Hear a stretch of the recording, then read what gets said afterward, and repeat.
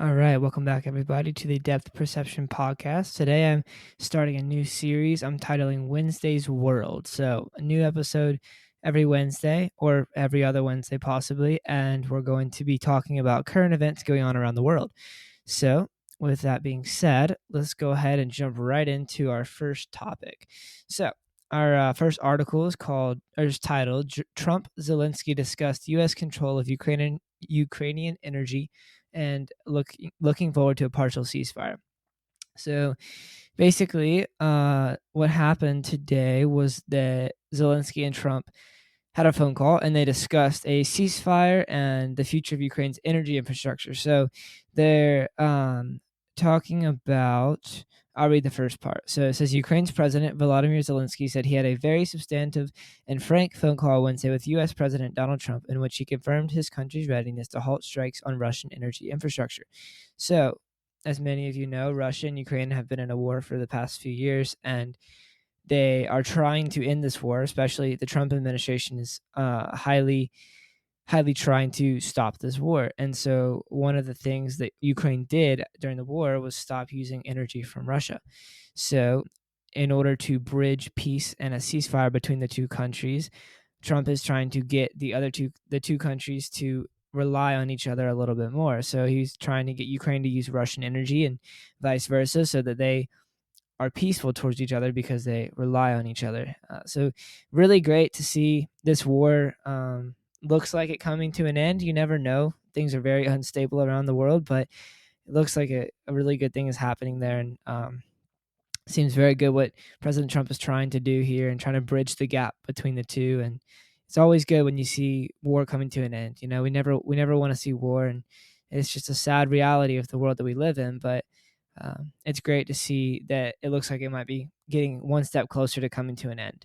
So that's our first story. And then our next story is about, I don't have an article about this, but yesterday actually, the astronauts that have been trapped on the International Space Station for 9 months returned home. They splashed down in the ocean and they recovered them, got them back safely. So that was an awesome story from yesterday.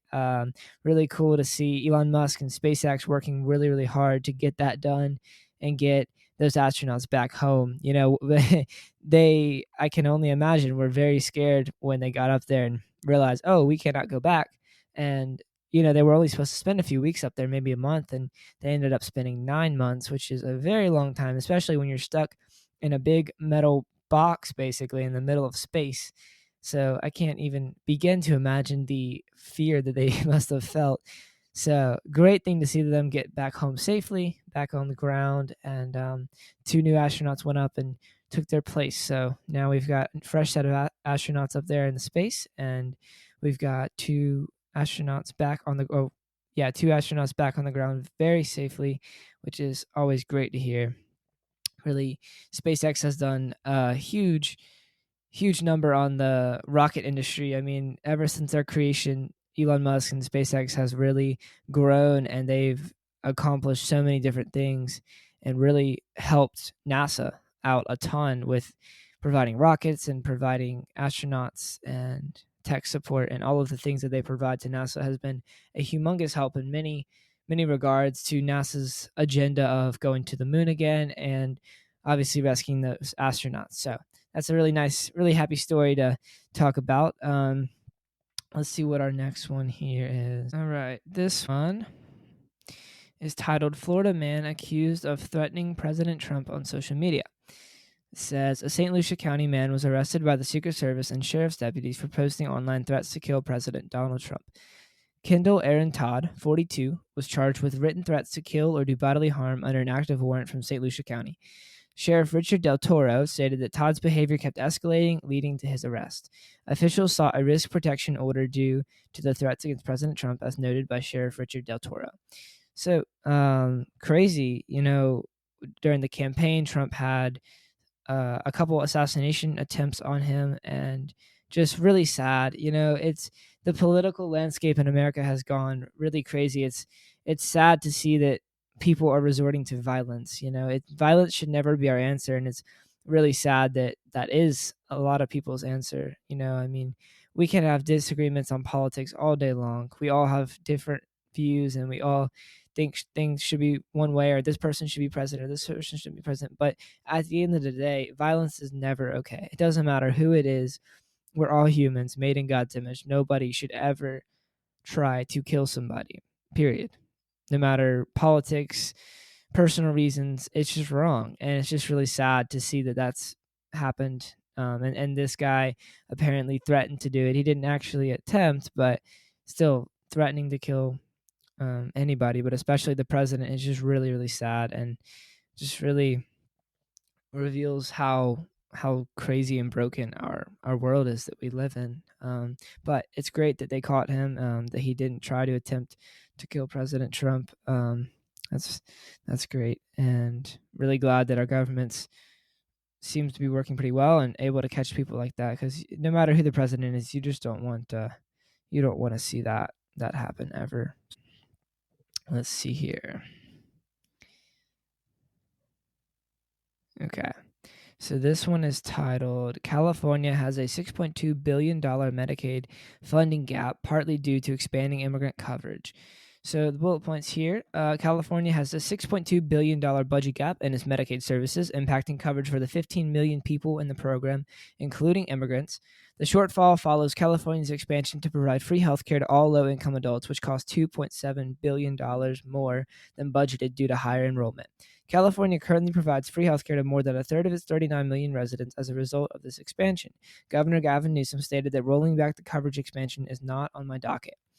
So California has a huge budget gap, where they spent more money than they have, and that's kind of really just bad management of money. And we see a lot of this going around, and kind of what the Trump administration has been trying to fix in our government. But it's, we can't, obviously in the state of California, they've been giving a lot of people free health care, and our system is not set up to do that. There's a lot of countries like France and many European countries that do that. They give free healthcare, they provide free college, but their system is set up for that because they pay more taxes, and the government has enough money to pay for that. However, our government is not set up for that. Our government is set up is that you pay for your healthcare by taking money out of your check every month as you work, and then when you turn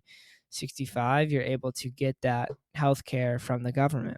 Until then, you have to pay for healthcare, and it's not a perfect system, but you can't just try to change the system entirely and then expect everything to just work, because it doesn't. And unfortunately, California has a huge problem now because they tried to change their system. Well, they didn't try to change their system, but they started doing things that the system didn't allow for, and now they've got a huge money gap, and that's a problem for the state, because now all of their money that they may have spent on other things like education or roads or fire department or whatever they're going to spend their money on, now they have to try to bridge that gap because they're down $6 billion, I think it was, which is just crazy. It just goes to show how crazy our some of our government officials are, and just bad at managing money. It's unfortunate, but it's the way it is. And as people that pay taxes, we expect that the government is doing with our money what we want them to do. But unfortunately, many times that doesn't happen, and that can be really frustrating as a taxpayer. But it's a part of our country, and at least you can move to states where you think that they do a better job of managing that money. And so that's kind of the nice thing about the US. In other countries, like, you can move to other regions of the country, but a lot of countries aren't that big, and so there's not a lot of places to go. But that is a huge advantage of the US, is that we have a very varying variety of different states, whether you've got desert or you've got mountains or beaches. I mean, from Arizona to Washington to South Carolina to Florida, they're all different, and they all have different governments and government officials that run things differently. And that's the advantage, is that you get to pick kind of what you want in a way, if you're able to move to places like that. So that's a very interesting story. And California has been in a problem like this for a while. Their governor has really struggled to keep up with their money and do a good job of managing the money that they have. So it's very unfortunate for them. We'll do one more. Let's see here.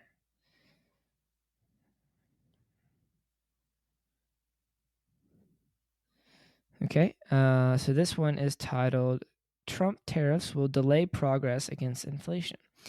So, as many of you guys know, or maybe don't know, President Trump, a part of his agenda coming into this presidency was that he was going to place tariffs on many countries around the world. And what a tariff is basically just a fee that a country pays when they import things into our country. And so a lot of times, if the tariff's high enough, the country will stop importing those things because they don't want to pay the money or pay the tariff. And so what happens is, or sometimes what Trump is trying to do is get the other countries to lower their tariffs on us, because he's placed tariffs on countries that place tariffs on us, and the same amount that we're paying is what they're paying now. And it's has a short-term side effect of driving inflation, because we're going to be paying higher prices for things because we're not getting it from all the places that we usually can get stuff from. However, in the long term, it's beneficial if it works, because the countries that we raise our tariffs on will hopefully lower their tariffs so that we will lower ours.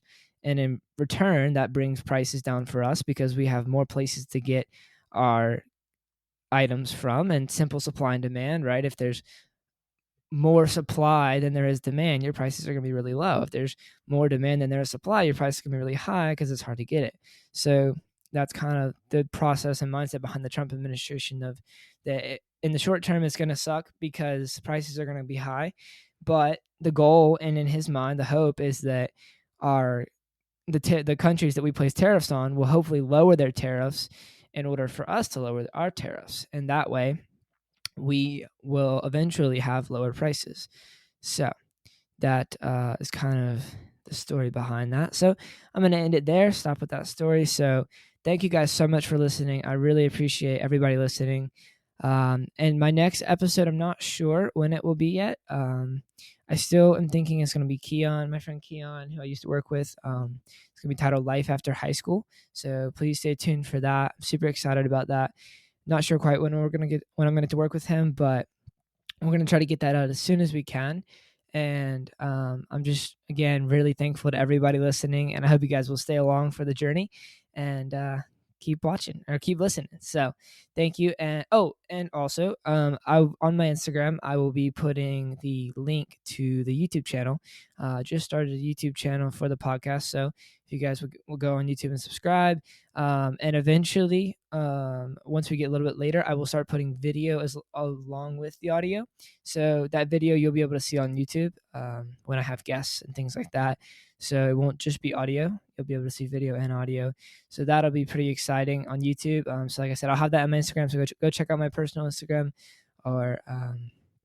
and I'll have that in my bio, and I'll probably put it on my story as well. So y'all go check that out. Check the YouTube. Make sure you hit the subscribe and hit the notifications. So whenever we upload a new video, you guys will see it and you get to watch it. So yeah, again, thank you guys for watching and listening. And y'all have a good day.